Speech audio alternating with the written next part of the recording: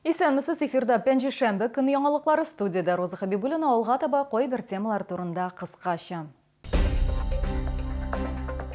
Тукай районының Иштирәк авылында яшәүчеләр Инеш елгасының түзе алмаслык көчле исеннән зорлана. Моның сәбәбе нидә?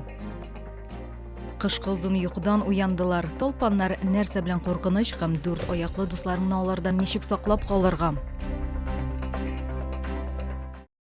Тын алып та булмый, Тукай районының Иштирәк авылында яшәүчеләр Инеш елгасының түзе алмаслык көчле исеннән зорлана.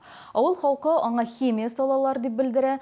Барга әйләнү аркасында аларның баш авыртулары, аллергик реакция, күңел булгану барлыкка килгән. Моннан тыш аларны предприятиеләрнең берсе территориясендә урнашкан агынты суларны чистарту буасының кыш көне ни өчен боз белән капланмау борчый. Сорауларга җавапны безнең төшерү төркеме эзләде.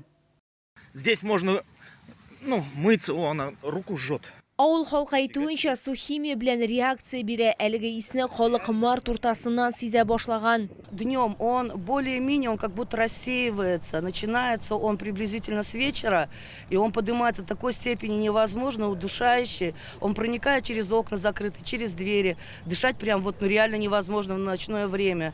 Исчезает он к 7 утра. Но он остается, но не такой сильно. Халык сүзләренчә, авылдан ерак түгел химия производствосы калдыкларын күмү өчен 2 полигон һәм елдан ел киңәя барган 2 завод бар. Алар кискен исенең сәбәбе 80нче елларда барлыкка килгән полигонда булырга мөмкин дип фаразлый. Аның территорияләренә производстводагы химик калдыкларны китергәннәр, аларны җирдә утилләштергәннәр дип белдерә авыл халкы. Они просто говорят, что это таяние вод, свалку размывает и это в реку попадает.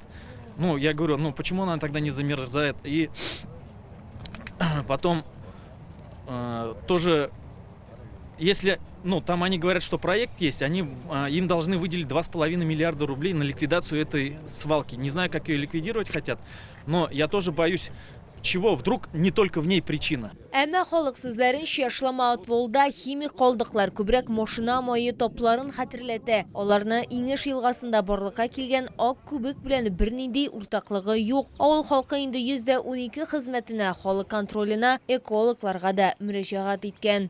По жалобам жителей инспекторы Прикамского управления выехали в село Иштиряково. Специалисты отобрали пробы воды из реки Инеш. Пробы воды на данный момент находятся на лабораторном исследовании. Результаты будут известны в течение 5-7 дней. Санитар-химик күрсәткечләргә лаборатор тикшерү өчен һава пробалары да алынган. Бу максат белән Иштирәк авылына гигиена һәм эпидемиология үзәге белгечләре килгән. Исследование пока в работе. В случае превышения вредных веществ в атмосферном воздухе для установления источника загрязнения воздуха информация будет направлена в Прикамское территориальное управление Министерства экологии и природных ресурсов Республики Татарстан в городе Набережные Челны. Шулай ук халык прокуратурага коллектив мөрәҗәгать юллаган. Инеш елгасына агып төшүче сулар агызу факты буенча Казан районара табигатьне саклау прокуратурасы тарафыннан тикшерү оештырылган. Лилия Гатина, Лейсан Габдрашитова, Фәнни Сиксанов, яңалыклар. Кышкы озын йокыдан уяндылар, сүз толпаннар турында бара. Алардан кешеләр генә түгел, йорт этләре дә интегә. Этләрнең хуҗалары инде аларны хайваннарында күреп тә алган. Ветеринарлар хайваннарны толпаннардан эшкәртергә киңәш итә. Толпаннар нәрсә белән куркыныч һәм үз дүрт аяклы дусларыңны аннан ничек саклап калырга икәнен алдагы минутларда сөйләрбез. Ева Пожидаева еш кына үз этләре белән шәһәрдә табигатьтә дә йөри. Аның 5 эте бар. Һәр вакыт урамнан кергәч ул хайваннарын игътибар белән карый. На своих собаках после прогулки я обнаруживала, слава богу, впиться они не успели, потому что собака обработанная. Еще где-то уже недели 2 назад я обработала своих собак. Но что ползали, конечно, видела уже, да. Ветеринарлар мәшәләрне һәм этләрне толпаннарга каршы эшкәртергә киңәш итә. Моны берничә ысул белән эшләргә мөмкин. Бу таблеткалар, шулай ук муенга тамчылар, спрейлар, муенчаклар булырга мөмкин. Әгәр дә хайван сакланмаган булса, ул куркыныч авыруларга дучар булырга мөмкин. Аларны толпаннар тарата ала. Пироплазмозное инфекционное заболевание, вызываемое простейшими бадызями, которые могут передать, в свою очередь, через укус клеща. Это смертельное заболевание для собак, если не оказать вовремя помощь. Муенга тамчыларны айга бер тапкыр сөртергә кирәк. Алар 21 көн дәвамында саклана ала. Бу вакыт эчендә хайван толпан тешләгән очракта да куркынычсызлыкта була. Лилия Гатина, Эльмира Гайнетдинова, Фәнни Сиксанов, яңалыклар. Сақ болуғыз Тышқан бізгегі. Роспотребнадзорның Татарстан Республикасы бойынша идарә жетекшісі орынбасары республиканың Тышқан бізгегі юқтыру қорқынышы зор болған районларына атады. Әліге есімлікке Питреш, Лойыш, һәм Биіктау районлары Қозанда кірі. Шынлықта республиканың бүтін территориясы инфекция шығанағы деп ескертті ол. Зоологлар ел сайын тышқанларны тұтып аларда вируслар барлығын текшерелер. Бұйыл 56-ны тұтқанлар. Әліге аларда вирус ашықланмаған. Йоршалыда алкоголь сату кимеді. Бұл хақта Татарстан Республикасы Дәулет алкоголь инспекциясының шоллы территориаль органы башлығы Гүлшат Вафина хабар етті. Шәһәрнең сәүдә объектлары тарафынан 804 мең алкоголь продукциясы сатылған. Бұл узган ел белән чагыштырганда 8%-ка кимрәк. Ләкин статистика буенча сыра продукциясы күбрәк эчелгән. Быелдан алкоголь базарына яңа таләпләр дә барлыкка килде. Булар хакында хезмәттәшем Лилия Гатина сөйләр.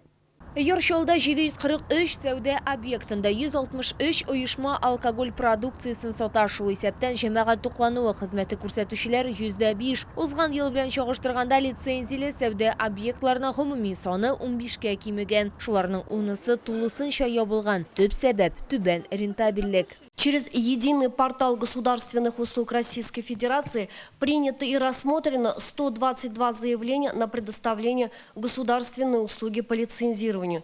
Из них на выдачу лицензии 32, продление 37, переоформление 49, прекращение 4 и оформлен один отказ в выдаче лицензии. Быелның 1 мартыннан җәйге кафеларны урнаштыруга карата яңа таләпләр үз көченә керде. Эш сезоны 15 апрельдән 15 октябрьгә кадәр. Ашу өчен инспекция бәяләмәсен алырга кирәк. Ул булмаган очракта административ җаваплылык яный. Предусматривает наложение штрафов на должностных лиц от 20 до 40 тысяч рублей, на юридических лиц от 100 до 300 тысяч рублей. Контроль инспекциясы сәүдә объектларында 197 күчмә тикшерү уздырган. Нәтиҗәләр буенча 300 мең сумнан артыграк күләмдә штраф салынган. Алкогольсез эчемлекләр сату өлкәсендә 2 кисәтү игълан ителгән һәм 1 профилактик визит үткәрелгән. Шәһәр мэры үз чиратында район башлыкларына үз территорияләрендә контрольне көчәйтергә кушты. Главы районов, обратите внимание, это происходит на ваших территориях. И те нарушения, которые есть в части реализации продукции двойного назначения, в части соблюдения законодательства, поэтому совместную работу необходимо и дальше продолжать. Татарстан бюджетына спиртлы продукция сатудан барлыгы 26 миллиард сум кергән. Лилия Гатина, Тахир Бикметов, яңалыклар. Біз сізге жеткерәсіз соңғы мәгълүматы біз иде. Мин Роза Хабибуллина сіздің белән сау булашам, исән сау булыгыз.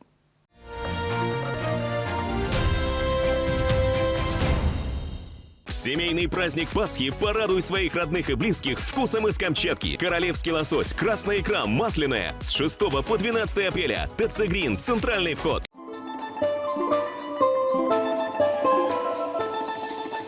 Дорогие друзья, ждем вас каждую субботу и воскресенье в Театре кукол.